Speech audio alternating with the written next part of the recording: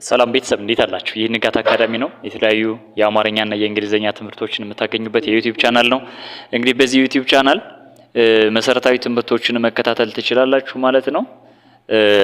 እዚህ ጋር በባለፈው ክፍለ ትምህርታችን ለማስታወስ ያክል አንዴ መለስ ብዬ ላሳያችሁ እና የእንግሊዘኛ ፊደላትን ከመጀመሪያው ጀምረን ለማየት ሞክረን ነበረ ማለት ነው። የመጀመሪያዎቹ እንግዲህ እንግሊዘኛ ፊደላት ጠቅላላ 26 ናቸው፣ ግን በካፒታልም በስሞልም እንጠራቸዋለን ማለት ነው።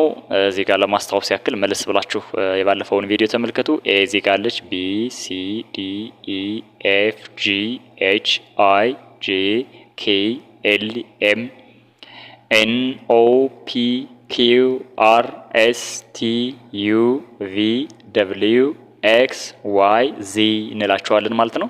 እዚህ ጋር በአማርኛም ስለጻፍኩላችሁ እነሱን በደንብ አድርጋችሁ ያዙ። እንግዲህ 26ቱን አልፋቤት በትክክል መያዝ ከቻልን ቀጥለን ደግሞ ወደ እንግሊዘኛ ወደ ማንበብ ነው የምንሄደው ማለት ነው። ስለዚህ ለምሳሌ የኔ ስም ማስተዋል ነው። ስለዚህ በእንግሊዘኛ እንግዲህ በአማርኛ ማስተዋል ብዬ መጻፍ እችላለሁ። በእንግሊዘኛ ማስተዋል ብዬ ለመጻፍ የግድ እዚህ ጋር እያንዳንዳቸው አናባቢዎችን ማወቅ ይኖርብኛል ማለት ነው። ስለዚህ እንዴት እናነባለን እንግሊዘኛ የሚለውን ባጭር የማሳያችሁ ይሆናል ማለት ነው። ስለዚህ በቀጥታ ያንዳንዱን ከማሳየቴ በፊት አንድ ነገር ላሳያችሁ። እንግዲህ የእንግሊዘኛ አናባቢ የምንላቸው የእንግሊዘኛ አናባቢዎች 5 ናቸው። ጠቅላላ 26 ናቸው ብያችኋለሁ፣ ግን አናባቢዎቹ 5 ናቸው። እነሱ አናባቢዎች ደግሞ ልጻፍላችሁ። ኤ አንዷ ናት፣ አይ ኦ እና ዩ ኤ አይ ኦ ኤ ኢ አይ ኦ እና ዩ እነዚህ የእንግሊዘኛ አናባቢዎች ይባላሉ ማለት ነው። የእንግሊዘኛ አናባቢዎች ናቸው እነዚህ። ስለዚህ እነዚህን ተጠቅሜ እያንዳንዱን የእንግሊዘኛ ቃል ማንበብ እችላለሁ ማለት ነው። ብዙ ጊዜ እነዚህ አናባቢዎች በስሞል ሌተር ነው የሚቀመጡት። ይኸው ኤ ኢ አይ ኦ ዩ።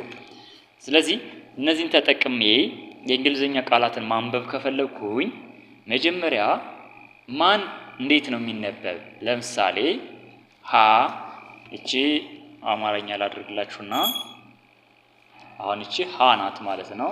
ሶሪ ያው ሀ። ስለዚህ እንደ ሀ የሚነበበው ኤች ነው። ስለዚህ ሀን ለማንበብ ከፈለጉኝ ያው ኤች አደርግና እዚህ ጋር ተመልከቱ፣ ኤች ኢ። ይሄ ማለት ሀ ነው ማለት ነው። እያንዳንዳቸውን እንደው ለመያዝ እንዳትቸገሩ አንድ ነገር እዚህ ጋር ላስይዛችሁ። ያ ምንድነው? የመጀመሪያዎቹ ፊደላት ወይም ደግሞ ግዕዝ ቤት የምንላቸው በአማርኛ ማለት ነው። እነሱ የመጀመሪያዎቹ ፊደላት አንደኛ ፊደላት ከሆኑ የሚወስዱት አናባቢ ኢን ነው የሚወስዱ ማለት ነው። ኢን ይወስዳል የግድ ማለት ነው። ሁለተኛዎቹ ደግሞ ከሆኑ በደንብ ልጻፍላችሁ። ይሄ እንግዲህ 5ቱ እነዚህ ናቸው ብያችኋለሁ። ስለዚህ አንደኛ ፊደላት የሚወስዱት ኢን ነው ብያችኋለሁ። ስለዚህ ሀ ብዬ ለመጻፍ ቀጥታ እንደ ሀ የምትነበብ ኤች መሆኗን ካወቅኩ ምንም ሌላ ነገር አያስፈልገኝም፣ ኢን እጨምርበታለሁ ማለት ነው።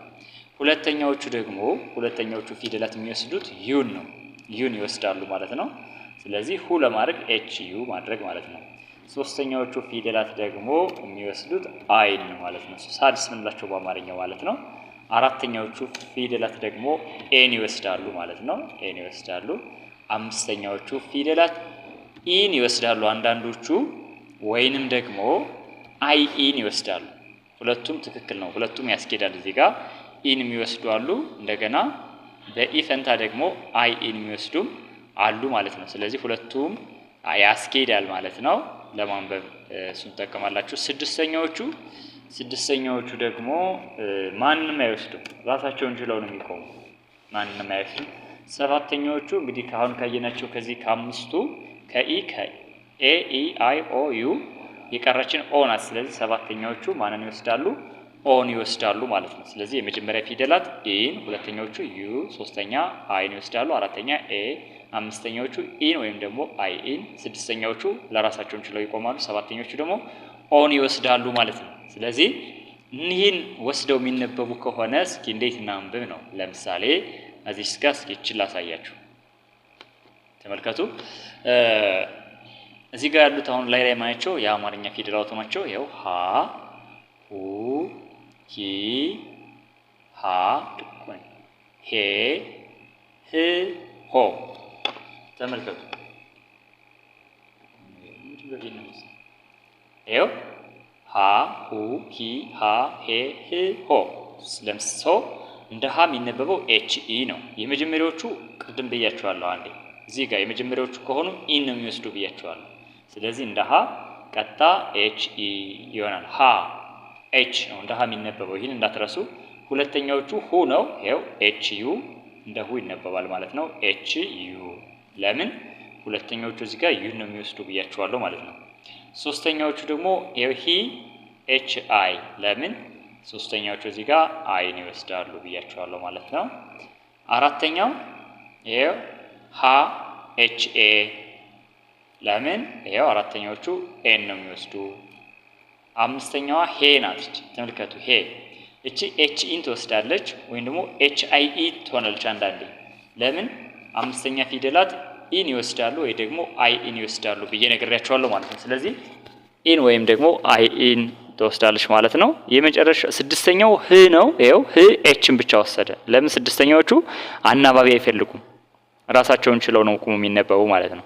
ሰባተኛው ሆ ይኸው ኤች ኦ ሆ ኤች ኦ ለምን ሰባተኛዎቹ የሚወስዱት ኦን ነው ማለት ነው። በተመሳሳይ የለቤቶች እዚህ ጋር አሉ። ለ ይኸው ኤል ኢ ሉ ኤል ዩ ሊ ኤል አይ ላ ኤል ኤ ሌ ኤል ኢ ወይም ደግሞ ኤል አይ ኢ ል ኤል ብቻዋን ሎ ኤል ኦ ይሆናል ማለት ነው። ሌላኛው የአማርኛ ፊደል ይኸው መ ናት። እንደ መ ደግሞ ይኸው መ ኤም ተመሳሳይ ድምጽ ነው ያላቸው። ኤም ናት የምትነበብ። ይኸው ኤም ኢ እንደ መ ሙ ኤም ዩ ሚ ኤም አይ ማ ኤም ኤ ሜ ኤም ኢ ወይም ኤም አይ ኢ ም ኤም ብቻ ሞ ኤም ኦ ማለት ነው። እሺ ለምሳሌ እዚህ ጋር አሁን እስኪ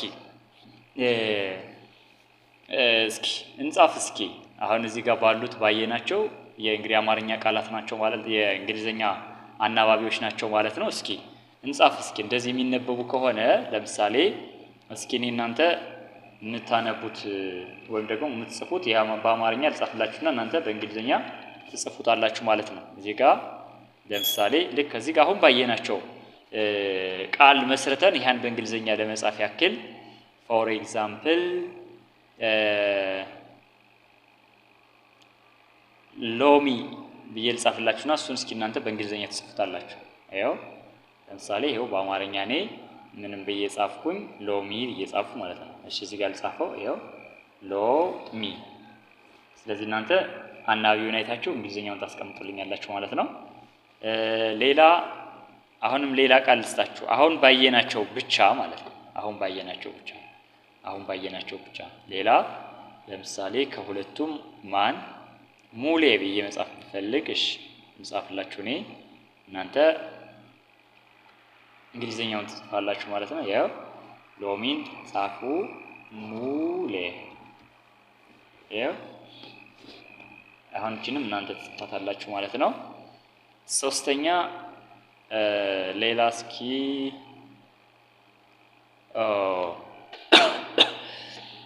ሞሃ ብዬ መጻፍ ብፈልግስ ሞሃ። ይኸው ሞሃ